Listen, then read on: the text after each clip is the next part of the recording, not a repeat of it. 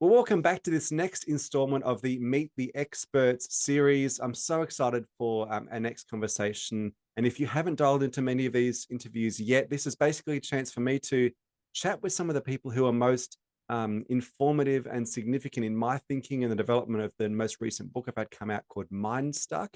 And my next guest is someone who I've followed for a number of years, but in the research for Mindstuck, I found some of her commentary, particularly media commentary around some of the big issues of the day, really, really helpful. And I think you're going to find this a fascinating conversation as well. So a bit of background, Natasha Moore is a senior research fellow at the Center for Public Christianity. She has a PhD in English literature from the University of Cambridge and is a frequent media commentator on key social and political issues. I first came across Natasha a number of years ago. I was at the opening night of a theatre show, and the show that night talked about some of the issues relating to euthanasia, and there's a whole panel unpacking that issue. Natasha was on that panel, and I just found her insights so profound, and I've followed her work ever since. So I'm really excited to hear her perspective on just the state of play today in terms of how we're interacting with each other and engaging around the ideas that matter. So welcome to the conversation, Natasha. Thank you. Thanks so much for asking me. It's a pleasure. Well, I'm curious to get your take on things. When you look at sort of the state of public discourse today, what are we missing as a population? It just feels like we're angrier than ever with each other and sort of standing in our corners, lobbing ideas at each other ideologically. What's gone wrong in terms of where we're at the moment? Yeah, I mean, from one perspective, not much needs to go wrong because human nature tends towards these kinds of divisions, and Yeah. self-righteousness is very addictive. I suppose one of the main things that's really different about our own time is the rise of social media and the algorithms that direct us. So, I mean, to some extent, the answer to what's making us angry, what's keeping us angry, is that there are corporations who are doing that deliberately for profit. Yeah. We are being manipulated and very skillfully into being angry with one another, into escalating things in order to feed, because our attention is the commodity, in order to feed, the beast. You've got obviously got the option then to unplug entirely. And you and I would both know people who've deleted Facebook, they've gotten off Instagram, they find the whole thing so toxic. And there is an appeal to that, I guess, but there's also a danger in that. And there's a lot of really valuable conversation and interaction that happens in those spaces as well. So any tips from you on, like, from our own perspective as individuals, how do we try and make sure we're thinking clearly and not just naturally gravitating towards those sort of very polarized and angry Mm. and vilifying points of view that we often tend to see pop up, particularly because of those online echo chambers? Yeah, I always say to people that, one of the advantages, one of the few advantages of kind of online interaction as opposed to face, is that you can actually pause and say nothing, and you can say nothing for as long as you like. And we don't always avail ourselves of that Mm. option. But, you don't have to unplug permanently or delete your apps or close down your accounts in order to unplug some of the time. I think, you know, I spend time on Twitter. I'm more of a lurker than a tweeter myself, or, the platform formerly known as Twitter. Hmm. But I find that so many people, if you're on Twitter, you think that this is the world. This is what everyone in the world is talking about. Everyone's piling on this one issue. And then you talk to someone who's not on Twitter and they have no idea about that thing. It's not Yeah. decisive in most people's lives. Most people are not on Twitter. And I think we really need to make sure that our offline selves are fed more than our online selves. Even if we're going to be very active in those forums, and I think there's a lot of value in doing that, we need to make sure that what we're contributing in those spaces is coming from somewhere deeper and somewhere more introspective and somewhere healthier. Because once it becomes just a kind of the circulating air of what's already there, I think it's bound to become unhelpful.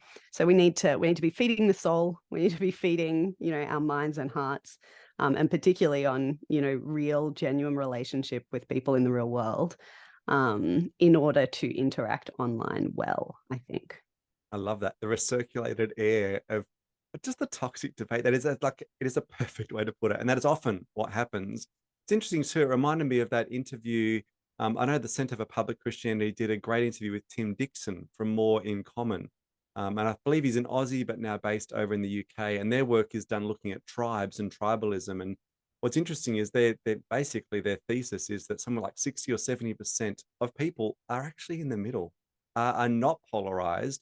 What we see so often in the public debate and public dialogue is those extreme views. And so they're the loudest. So we tend to assume that that's what everyone's thinking, that we're all one or the other, but actually we're sort of, more of us are in the middle. So in fact, Center for Public Christianity, is that podcast the best way for people to follow some of that content? Because there's some really great information in those interviews. Yeah, so you can sign up for our newsletter at our Mm-hmm. website at publicchristianity.org, and you get all our content, our articles, and the new podcast. The podcast is called Life and Faith, so you can subscribe Yeah, to great. that. And there's a Richard Johnson lecture podcast as well, which we have an annual lecture. Tim Dixon actually gave that lecture a few years back, Okay. and that's really worth a listen. He's fascinating. He really kind of nails a lot of this tribalism stuff. He's Yeah. done the work. He and his organization are doing the work.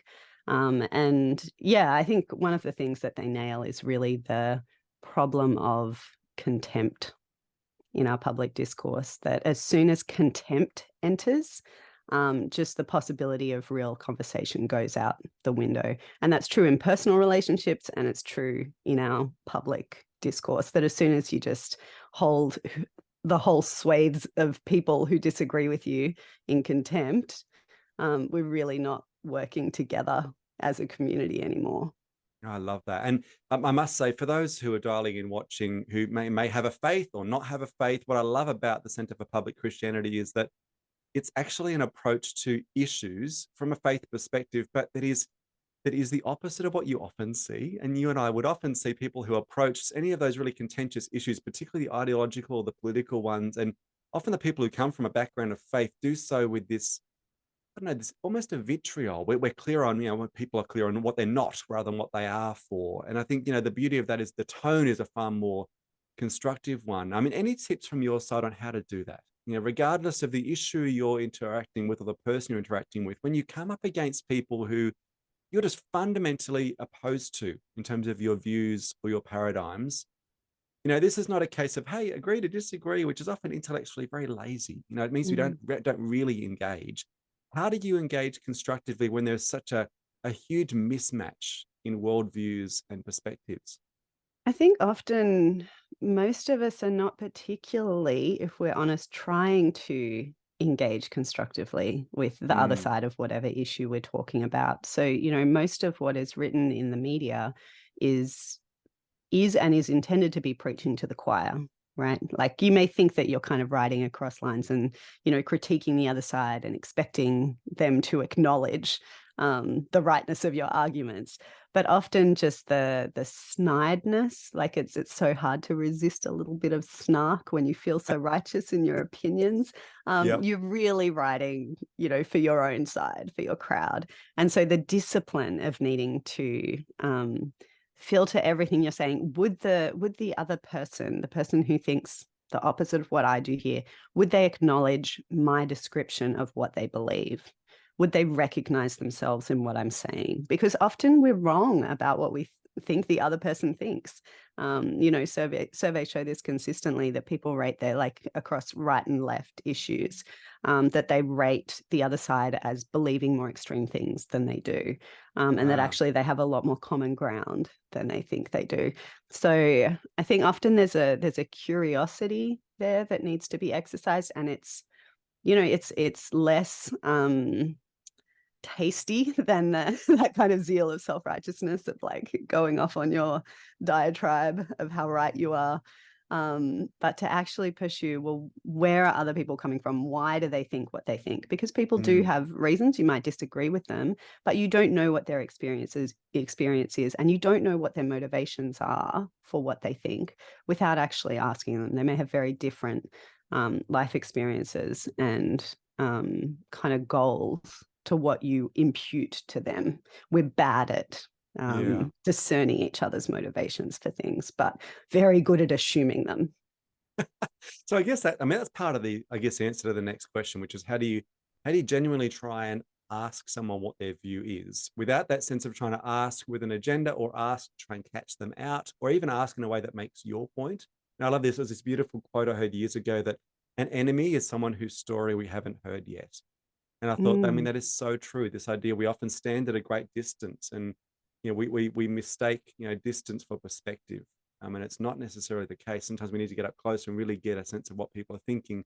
Any other tips you've got then about how, as individuals, how do we cultivate that sense of genuine openness and curiosity and intellectual humility? I mean, you're someone who's got pretty sharp mind. I mean, I read your work and I know you think clearly. So how do you try and always stay in that posture of student rather than critic, or being too sure of what you know?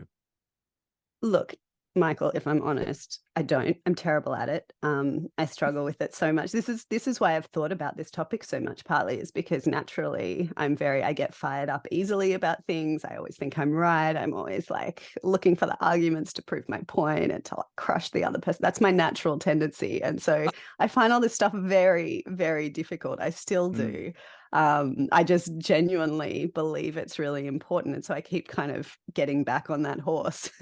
After I fall off the horse every time I go on Twitter, practically. But, yeah. when I read something that frustrates me, and I have to, deliberately, it takes, a lot of work, recommitment. I think for me, the thing that I find most helpful, um, and maybe it will seem left field to people, is prayer. Yeah, great. Because, I'm a Christian, Center for Public Christianity. And if you pray for the good of someone who you disagree with and who you're frustrated with, if you genuinely pray for their good, and you can try praying that they will see the light and realize that you're right and stuff, but that's if you're genuinely coming into what I believe is the presence of God. Like, he won't let you get away with praying a vengeful kind of self-righteous prayer for long. So if you genuinely are praying for someone's good, then that goes a long way to conciliating your heart towards them, and helping you to be humble and to reconsider your own views and why you're holding them and how you're holding them. I mean, for someone who isn't a prayer, that might look like something else. It might look like exposing yourself to whatever it is in your life that you feel is greater than you, whatever makes you feel smaller, to realize kind of your place in things, whether that's, we were talking about getting offline, spending more time in nature, Mm, having that form of perspective, being able to see that, yeah, I'm not the be all and end all. And my take on this cause, whatever it is not the be all and end all. But actually engaging with people always as people, as rich, complicated, valuable, dignified humans. That is really central to the game. that's brilliant. Well, look, for those who hadn't heard of you before this conversation, I'm sure they'll understand why I was so looking forward to just getting your perspective. I just love your take and that sense of humility. It sounds like it's hard won, which is actually, that's what makes it even more valuable. That idea of always trying to push yourself to stay in that posture of openness. So, firstly, thank you for dialing in today. I really appreciate you taking the time. For those who want to follow your work, obviously, the Center for Public Christianity have got a lot of stuff out there. I know they've got the podcast. What about following your work specifically? Are there social platforms you tend to contribute things to? Where would be the best place for people to follow your work? Yes, you can follow me and you can follow CPX on Facebook, on Instagram, on Twitter, or X. I'm on LinkedIn as well. You can find me. Yeah, love to see you on there. That's brilliant. Well, look, thank you again for making the time today, and thank you for just what you contribute to not just the content of public debate, but also the tone of it. I really appreciate it. So thanks for dialing in. All the very best. Cheers. Thank you for your work.